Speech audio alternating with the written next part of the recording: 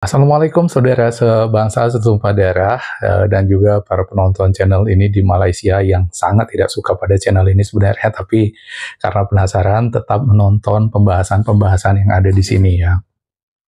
Jadi sebelumnya sampai saat ini masih ada beberapa komentar di video saya dan juga baik itu di YouTube maupun di TikTok yang mengatakan ngapain sih ngurusin Malaysia, katanya kan ada kerjaan lain, urus aja negaramu sendiri, ada segala macam, urusin aja negara kita. Entah itu betulan orang Malaysia orang Indonesia yang ngomong begitu atau orang Malaysia yang menyamar jadi orang Indonesia, nggak tahu lah. Tapi yang jelas mungkin saya perjelas lagi kenapa pada akhirnya channel YouTube ini membahas Malaysia itu adalah diawali dari penghinaan-penghinaan yang dilakukan oleh para TKI pemuja Malaysia dan juga orang Indonesia sendiri yang sangat memuja-muja Malaysia di sini, yang merendahkan bangsa kita, bangsa Indonesia, yang kemudian ditimpali oleh komentar-komentar dari orang Malaysia yang sangat merendahkan kita.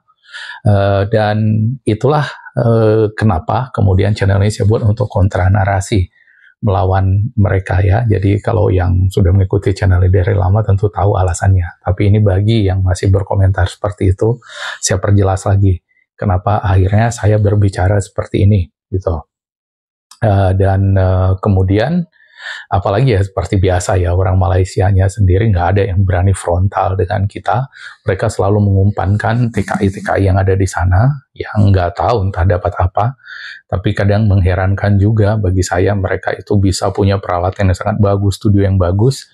Sementara ya karena saya punya channel YouTube sendiri, saya tahu penghasilan dari YouTube itu berapa sih. Ya.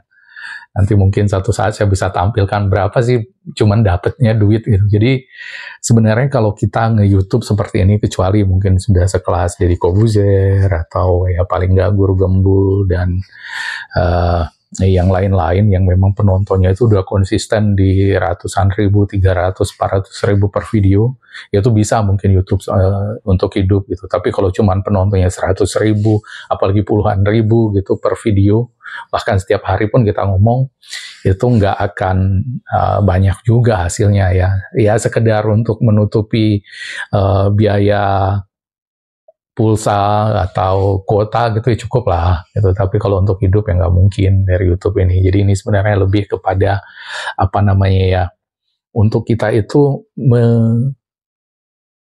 membuat ya, menyampaikan unek-unek gitu, atau menyampaikan opini, atau paling nggak melawan apa yang dilakukan orang, atau penghinaan-penghinaan terhadap negara kita. Ini adalah cara kita untuk melawan itu gitu. Nah, jadi kali ini setelah kemarin kita bahas film, sekarang kita kembali ke sepak bola ya. Tentu kita yang menonton channel ini paham bagaimana ketika Indonesia sukses lolos ke babak gugur di Piala Asia, dan kemudian sekarang kita satu-satunya wakil dari ASEAN ya, ke Asia Tenggara, artinya AFF, kita berdua dengan Australia dan satu grup lagi itu di babak ketiga pra Piala Dunia ya, yang artinya kalau kita bisa lolos selangkah lagi, kalau tidak ya 2 langkah lagi gitu, atau kalau nggak gagal sama sekali nanti yang lolos ke babak ketiga gitu. Itu kita kerap sekali mendengar apa namanya ya, atau membaca tanggapan dari Malaysia yang mengatakan setakat ASEAN setakat ASEAN pun bangga gitu. Jadi artinya mereka tidak mau mengakui keunggulan kita, bahwa kita ini lolos karena memang usaha kita, karena kita memang berusaha untuk itu, tetapi karena keberuntungan, karena kita hanya melawan tim-tim dari ASEAN gitu ya. Dan namanya Malaysia ya, sebenar apapun atau sejelas apapun kita jelaskan, itu mereka tetap tidak mau terima ya. Contohnya ya, mereka itu sudah kena karma sebenarnya, tapi mereka nggak mau belajar. Ya, mereka tetap nggak mau belajar, mereka tetap sombong. Contohnya di Piala Asia U23, mereka katakan kita setakat ASEAN bangga lawan Tok Arab gitu kan, dan kita buktikan di sana yang kita kalahkan itu tidak ada satupun tim dari ASEAN gitu ya. Asia Tenggara ya, Australia kita kalahkan, kemudian Jordania kita obrak-abrik, dan puncaknya Korea Selatan kita singkirkan. Sementara mereka setakat ASEAN lawan Vietnam pun kalah, diajar 2-0 gitu. Bahkan lawan Kuwait pun mereka yang tim terlemah di grup itu kalah waktu itu. Tapi mereka tetap tidak mau belajar, karena kemudian ketika kita lolos ke ronde ketiga, mereka masih saja ngomong setakat ASEAN Je. Gitu. Nah, kali ini mereka lagi-lagi kena batunya dengan setakat ASEAN Je ini. Ya, jadi kemarin tim nasional U19 mereka itu melakukan uji coba melawan sesama negara ASEAN.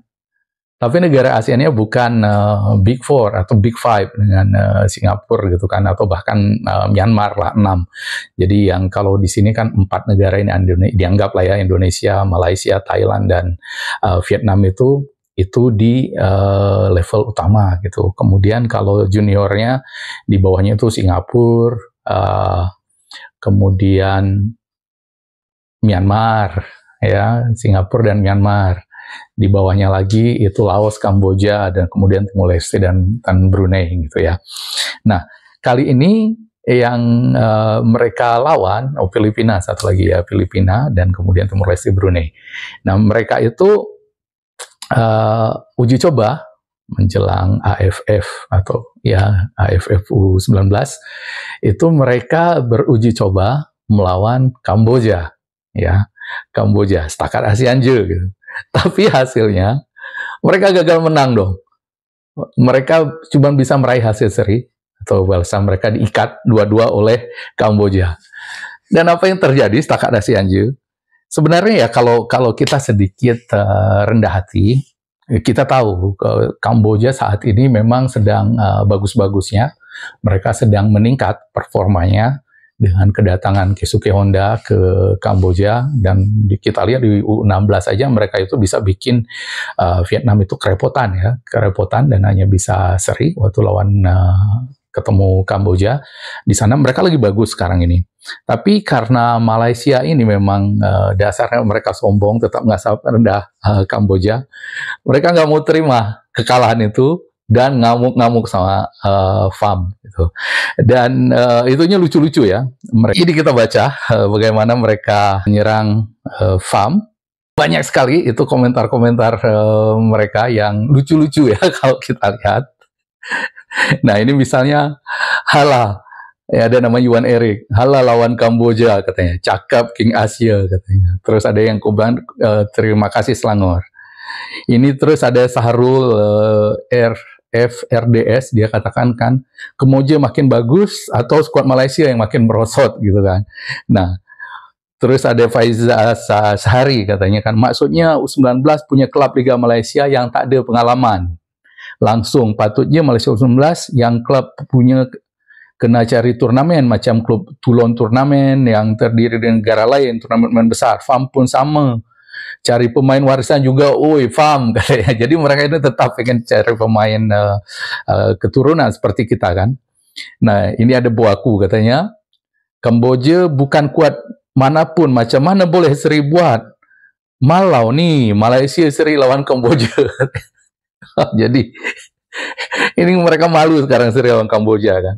Kemudian ada Ikhwan Adnan, katanya sampai sesudah le FAM, maaf Bangsat katanya gitu, ini Kedah, Terengganu, Laung FAM Bangsat kat stadium. Jadi ternyata itu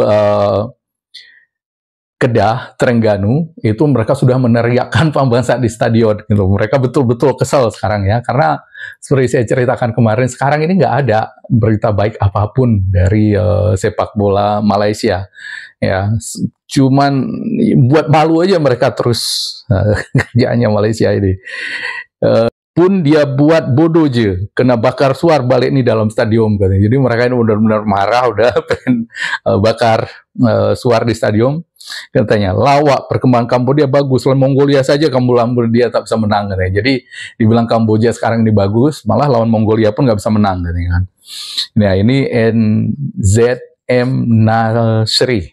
Ya, itu dia bilang wakil TikTok je U19 Malaysia nih boleh menang menari tahu dengan Kamboja U19 katanya kan. Jadi mereka masih ada masa depan di arena bola. Sepak muka korang semua main macam tak training. Terus banyak lagi manusia dekat Malaysia lebih ada talent dari korang, tapi disebab korang parents berkemampuan sampai dapat sekolah sukan pakai kabel lah hasilnya. Inilah hasilnya katanya. Nah, jadi dia menuduh bahwa pemain-pemain U19 Malaysia ini adalah pemain titipan. Ya, yang bisa main di sana itu masuk sekolah sepak bola karena orang tuanya yang bayar gitu kan. Dia bilang nih lagi nih, korang hanyalah pemain player yang training tanpa bakat. Korang bukan player bakat with training. Jadi tak payah nak rasa titel wakil Malaysia. Dah boleh cari awek apa bagai, rombak faham pasal. Jadi udah nggak ada bakat katanya itu yang mewakili Malaysia U19 ini katanya. Kan udah nyari-nyari cewek aja deh katanya. Nah, ini Dika BGSUT ini. Skuad Malaysia U19 makin padu berhasil menang Kambodia. U19 good luck boy, ini kan orang Indonesia. Betul, tak aku cakap katanya. Terkial-kial dah dengan Kambodia, kata Edi Rusdi ini kan. Nah, ini Izul 93 ini pasti orang Indonesia. Katanya yang katanya Indonesia beruntung grup ASEAN, Malaysia lawan Kamboja aja susah menang. Nah, ini orang Indonesia juga di Kucinggaron katanya. Setakat ASEAN je katanya, ambil dengan emoticon ngakak gitu ya. Kamboja sama dengan Korea. Karena mereka kan yang akan ingat sampai bila-bila itu tahan Korea 3-3 kemarin. Nah, ini Hari Mukrifan, orang Indonesia lagi nih, setakat ASEAN je, they say, katanya kan. Masih ingat aja yang waktu mereka bilang setakat ASEAN. Terus si paling ASEAN, katanya Irwan 87. Ini orang Indonesia pasti. Nah, ini Pak Fajar Eksial. Jadi ini kesempatan juga jadi ternyata bagi netizen Indonesia untuk membalas perkataan dari orang Malaysia yang dulu meremehkan timnas kita yang katanya cuma bisa menang karena melawan ASEAN gitu. Ini si paling ASEAN katanya kan. Supporter Malay bilang menang lawan ASEAN je.